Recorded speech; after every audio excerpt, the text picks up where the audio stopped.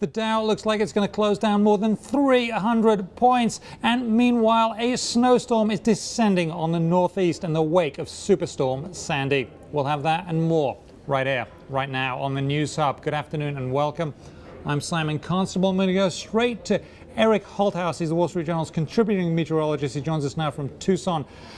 Eric, you said this was coming and you were right.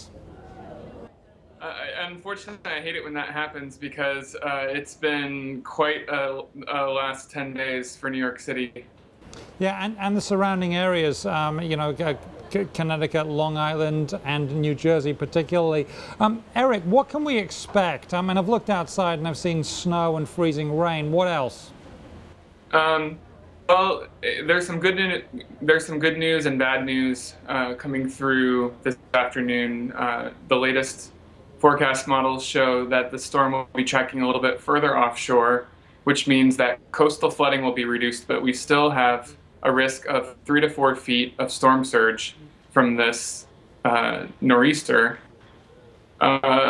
roughly equivalent to what we experienced during Irene, which caused a bit of coastal flooding. The biggest threat right now would be the Long Island Sound over the next 3 to 4 hours. During the high tide cycle.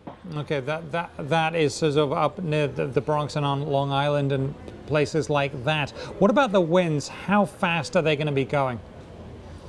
Well, the National Weather Service launched a special weather balloon this afternoon because of the storm, and they found 60-mile-per-hour winds just about 500 feet off the ground. So we could see those wind gusts work through down to the surface over the next 6 to 12 hours, but mostly we're looking at 30 to 40 mile-an-hour sustained winds for about 12 hours, snowing throughout most of that time, so could be near whiteout conditions at times in the hardest hit areas, which are looking right now to be a stretch from Philadelphia through the northwest suburbs of New York City to Connecticut. Might receive up to 6 to 10 inches of snow. So there's a couple of things that might happen there from my knowledge. Is one, you got wind and snow. That means drifts, right?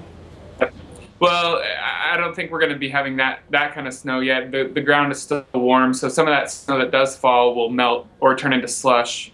But the biggest concern is driving and traveling conditions tonight. Not a good time to be out, you know, for a fall time drive.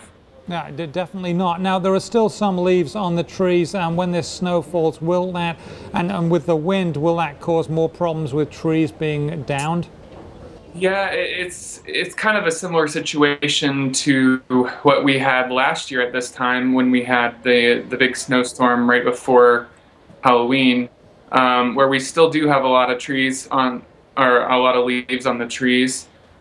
Sandy also has weakened a lot of trees, either broken branches or displaced buildings or caused wreckage in some other ways.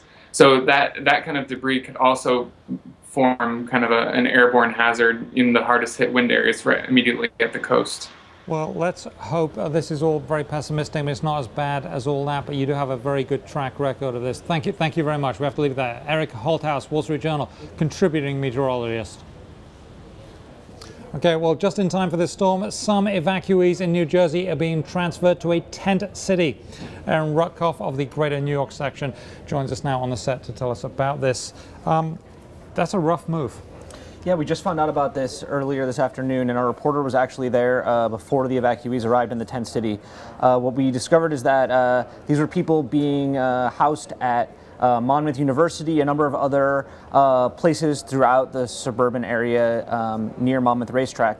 The university and other places needed the space back, is what the Red Cross told us, and so the decision was made to move several hundred evacuees at least into this tent city, which was erected initially to serve as housing for utility workers who were brought into the region to help with the recovery effort. And there would have been out of state, not actually homeless people, the utility workers, but a lot of the people who are going to be in these tents now actually don't have homes to go back back to that are habitable or even exist at all. That's right. I mean, we don't know exactly who these people are, but we know that they did leave their houses either before the storm under evacuation orders, or they don't have places to return to now because of damage to their house. And our reporter who was out there named Chris Weaver, who's been doing amazing work on the recovery in New Jersey, he says that a lot of them are people using wheelchairs or walkers to get around. A lot of them seem to be elderly.